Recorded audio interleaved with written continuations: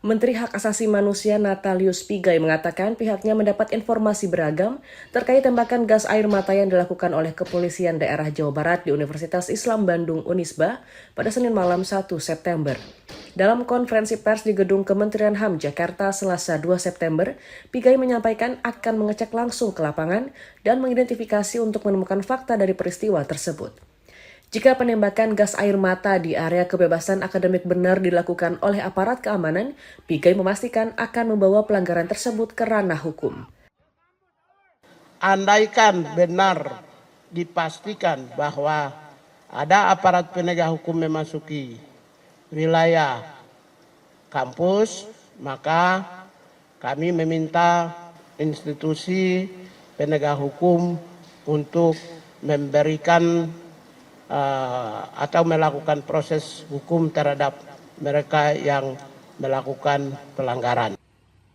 Menurutnya, dalam kebijakan pemerintah yang tertuang pada Asta Cita Presiden Prabowo Subianto, kebebasan akademik ditempatkan di posisi adiluhung atau posisi yang tinggi. Oleh karena itu, penyerangan di area kampus menjadi atensi bagi Kementerian HAM. Dari Jakarta, Cahyasari Irfan Syahnasution, Kantor Berita Antara mewartakan.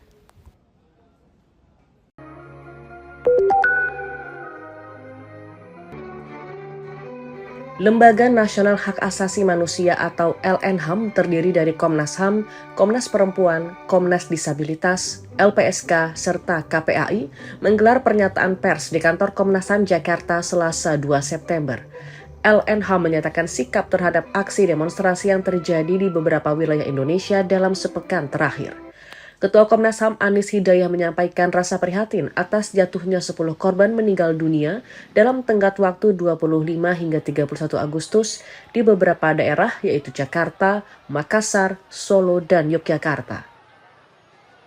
Sikap 4 lembaga HAM yang sore hari ini berkumpul di Komnas HAM menyikapi perkembangan situasi yang terjadi di Indonesia. Tentu Komnas HAM menyampaikan keprihatinan yang mendalam karena aksi demonstrasi yang meluas di berbagai wilayah ini sudah menimbulkan banyak korban. Sejauh ini tercatat setidaknya 10 orang korban meninggal dunia. LNHAM juga meminta aparat keamanan dan penegak hukum untuk melakukan penanganan secara akuntabel, transparan, dan berkeadilan yang berpegang pada prinsip-prinsip hak asasi manusia.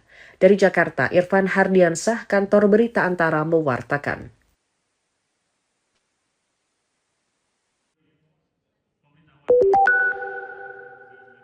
Komisi Pemilihan Umum KPU Kota Pangkal Pinang menggelar rapat pleno terbuka rekapitulasi hasil penghitungan perolehan suara tingkat Kota Pangkal Pinang pada pemilihan wali kota dan wakil wali kota ulang tahun 2025 di Pangkal Pinang Selasa 2 September.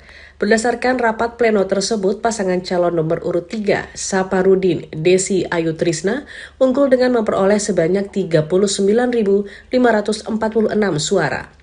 Disusul paslon nomor urut 4, Basit Cinda Dede Purnama dengan 27.325 suara.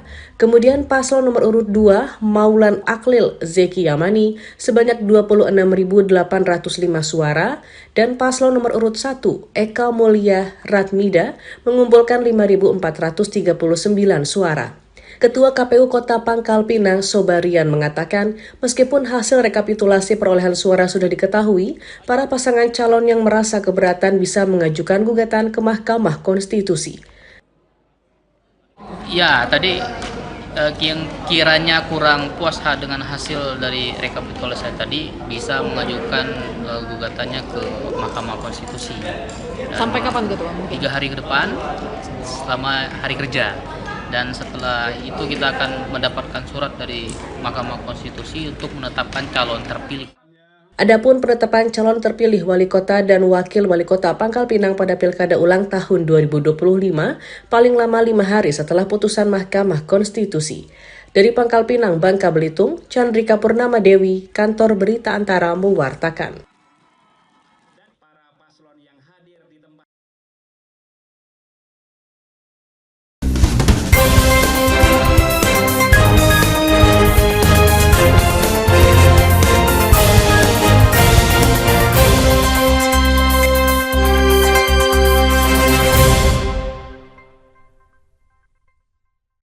Sobat ATR BPN, tanahmu ingin disertifikatkan? Pasang patok dulu, baru nanti tanahmu diukur. Kenapa harus pasang patok dulu? Ada keuntungan dari pasang patok. Pertama, pengamanan aset dengan kepastian batas bidang tanah. 2. Meminimalisir sengketa dengan pemilik bidang tanah yang berbatasan. 3. Memudahkan dan mempercepat petugas pertanahan untuk mengukur dan memetakan tanahmu. Pasang patok itu gampang, bisa dilakukan sendiri, karena bisa dibuat dari beton, pipa besi, pipa paralon, atau kayu. Tapi ingat, yang pertama, pemasangan patok itu harus kesepakatan antara pemilik tanah dengan tetangga yang berbatasan. 2. Ukuran patok tanah yang dibuat sekurang-kurangnya sepanjang 50 cm. Nah, kalau patok sudah terpasang, tanahmu bisa langsung diukur petugas Kementerian ATR BPN untuk ikut program Pendaftaran Tanah Sistematis Lengkap atau PTSL. Tanahmu jadi bisa lebih cepat bersertifikat. Ayo pasang patok tanahmu, pasang patok, anti cekcok, anti caplok. Pengen deh lapor korupsi 198. tapi jangan-jangan gratifikasi ya? 198. Apaan sih 198? Mulai dari informasi gratifikasi, pengaduan dugaan pidana korupsi, hingga informasi publik apapun, cukup telepon ke 198.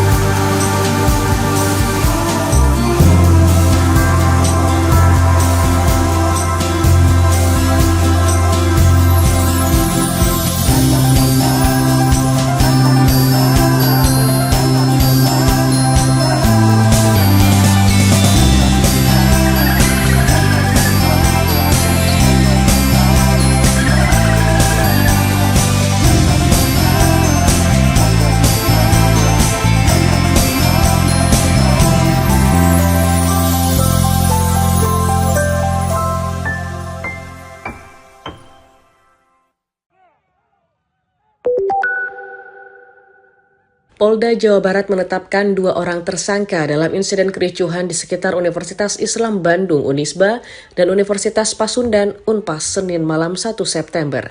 Dalam konferensi pers Selasa 2 September, Kapolda Jawa Barat Irjen Polisi Rudi Setiawan mengungkap 2 orang berinisial GOP dan AA positif narkoba dan membawa 7 gram ganja serta senjata softgun dengan peluru GO3. Dari 16 orang yang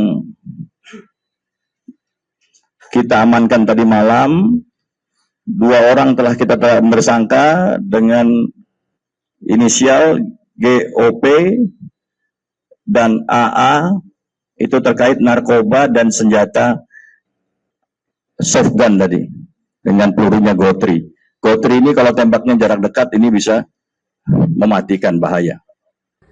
Rudi menyebut insiden yang terjadi itu bukanlah bentuk unjuk rasa, melainkan aksi yang melanggar keamanan dan ketertiban masyarakat. Polda Jabar terus menelusuri jaringan dan motif dari kericuhan yang diduga telah dirancang sekelompok massa untuk memancing aparat masuk ke area kampus. Dari Bandung, Jawa Barat, Dian Hardiana, Kantor Berita Antara mewartakan.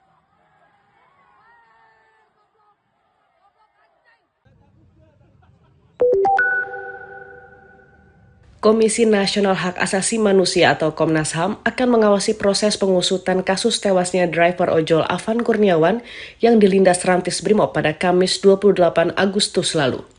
Komisioner Pemantauan dan Penyelidikan Komnas HAM, Saurlin P. Siagian, di Jakarta Selasa 2 September mengatakan dalam waktu dekat pihaknya akan memeriksa Rantis yang menabrak korban dan mengumpulkan barang bukti lainnya berupa rekaman CCTV yang merekam insiden mematikan tersebut secara utuh. Oleh karena itu, kami ingin melengkapi dulu keseluruhan fakta-fakta, sehingga nanti kami memiliki kesimpulan yang utuh terkait peristiwa ini, dan kami belum bisa menjawab itu dan belum kami bisa menilai pertanyaan tadi, apakah itu benar atau tidak. Ada video itu sama kami? Ada, banyak sekarang. Dan kami masih terus meminta banyak informasi dan video dari berbagai pihak supaya Komnas HAM makin lengkap ini barang. Saurlin menambahkan dalam pemantauan dan penyelidikan yang dilakukan Komnas HAM, pada gelar perkara disimpulkan ada dugaan tindak pidana dan juga pelanggaran etik yang dilakukan ke-7 pelaku anggota Brimob. Dari Jakarta, Irfan Hardiansah, Kantor Berita Antara mewartakan.